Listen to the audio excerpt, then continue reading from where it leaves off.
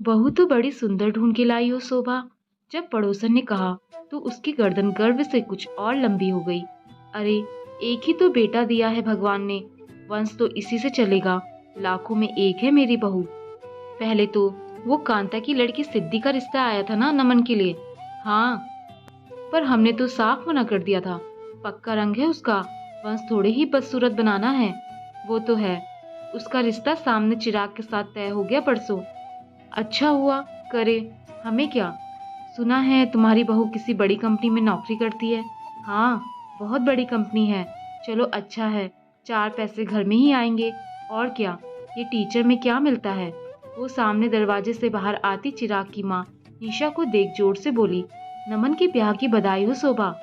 निशा ने मुस्कुराते हुए उसे बधाई दी। धन्यवाद, आओ ना, शाम को बहू की मुंह दिखाई है। और हाँ, अपनी होने वाली बहू को भी जरूर लाना, भूलना नहीं।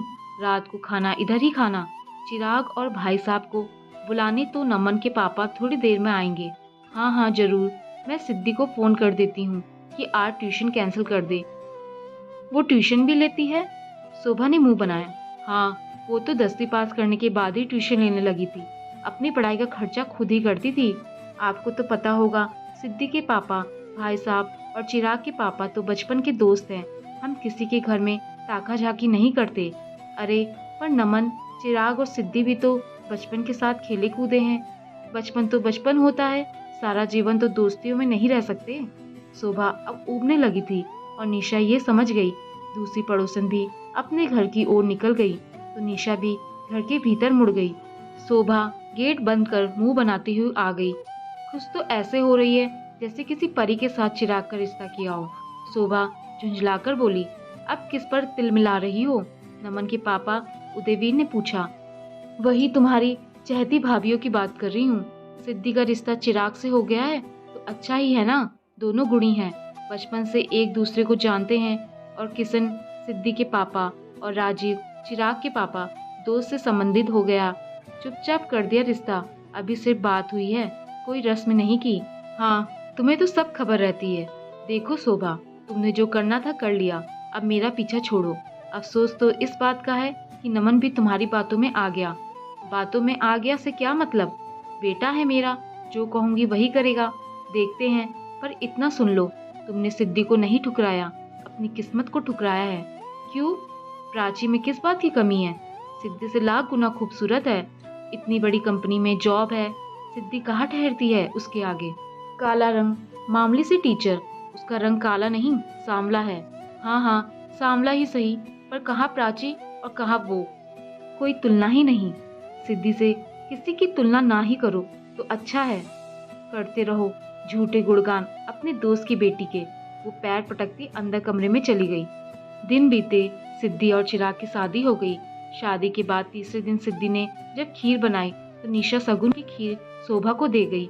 रात को खाने के बाद खीर परोसी गई तो उदयवीर ने पूछा, ये खीर किसने बनाई है? तुम्हारे हाथ का स्वाद तो नहीं है बहू, क्या तुमने बनाई? मेरे पास फुर्सत नहीं है इन सब के लिए पापा, और ना मुझे आती है बनानी। तो किसने? सिद्धि की रसोई पूजा थी, उसी ने बनाई है। निशा भाभी दे गई हैं। ओह अच्छा, तुम कल सगुन दे आना, ठीक है? मम्मी, मुझे थोड़ी और खीर दो ना, नमन बोला। बस खत्म हो गई। ठीक है, मैं और मंगवा लेता हूँ। वो उठने लगा तो शोभा बोली, चुपचाप बैठ, अब बच्चा नहीं रहा तू। अरे जाने दो, आखिर दोस्त हैं वो। दोस्त थे पापा, अब शादीशुदा हैं। और मुझे तो ये गली वाले बिल्कुल पसंद नहीं। पता नहीं कब दूसरे एरिया में जाएंगे। क्या मतलब, तुम दोनों घर देख रहे हो? नमन को कहाँ फुर्सत है, मैं ही देख रही हूँ। बड़ी शर्म आती है जब ऑफिस वाले पूछते हैं कि घर कब बुला रही हो। अब इस गली में क्या खाक बुलाऊं? कार तक तो गली में आती नहीं, सड़क से पैदल आना पड़ता है। पर हम भी तो यही रह रहे हैं बरसों से। आपको आदत है पर मुझे नहीं। प्राची, जरा ढंग से बात करो। मम्मी है वो मेरी। तो मैंने कोई गाली तो नहीं दी किसी को, बस घर बदलने की तो बोल रही हूँ। पर हम सबको यही अच्छा लगता है बहू, उदयवीर ने समझाने की कोशिश की। तो ठीक है ना पापा, मैंने आपको और मम्मी को कहाँ शिफ्ट होने को कहा है। वैसे भी जो फ्लैट मैंने देखा है वो 2 ही कमरों का है। मैं और नमन ही शिफ्ट होंगे बस। क्या तुम दोनों अलग रहोगे हमसे? शोभा को जैसे चक्कर आ गया। इसमें हैरानी वाली बात क्या है?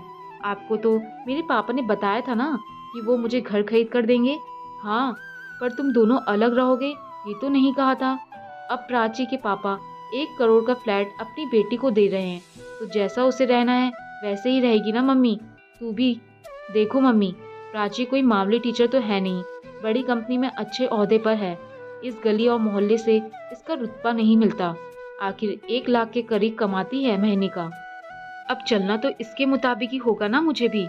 चमन ने खाली खीर की कटोरी में चम्मच घुमाते हुए कहा। ये क्या कह रहा है बेटा? मैं तो कुछ भी नहीं कह रहा मम्मी, बस वही कह रहा हूँ जो आपने मुझसे करने को कहा। आज तक कभी पापा ने आपका कहा नहीं टाला, तो मैं कैसे अपनी पत्नी का कहा टालूं? आखिर यही तो परंपरा है ना हमारे घर की। शोभा पर तो जैसे बिजली गिर पड़ी थी। उदयवीर उठकर उसकी कुर्सी के पास आए और उसके कंधों पर हाथ रख उसे उठने का इशारा किया। कमरे में पहुंचते ही वो उदयवीर के सीने पे सर रख रो पड़ी। बस अब चुप हो जाओ। ये मैंने क्या कर दिया उदय? वंश और पैसे के लालच में बेटा भी गवा दिया। काश मैंने सूरत की जगह सीरत की खूबसूरती देखी होती। जो होना था हो चुका शोभा, अब जो है वही सच्चाई है। शोभा देर तक रोती रही, फिर आंसू पोंछकर अलमारी से एक नई आसमानी रंग की सिल्क की साड़ी निकाली। ये साड़ी क्यों निकाल रही हो इस समय? सिद्धि को शगुन देने जा रही हूँ। अभी? हाँ अभी। वो साड़ी के साथ एक अंगूठी की डिब्बी रखती हुई बोली। सुबह चली जाना? नहीं, अभी जाना है। आप चलोगी ना? ठीक है चलो, पर ये साड़ी और अंगूठी कब खरीदे? नमन की शादी से पहले। सोचा था जब बहू पहली रसोई बनाएगी तो उसे शगुन दूंगी, और वो समय इन 4 महीनों में कभी आया ही नहीं। अब चलो, इस पर शायद सिद्धि का हक है। हाँ चलो, उसका शगुन उसे दे आए। दोस्तों, आपको कहानी अच्छी लगी हो तो इसे लाइक, शेयर और कमेंट जरूर करें, और चैनल पर नए आए हैं तो चैनल को सब्सक्राइब करना ना भूलें। धन्यवाद।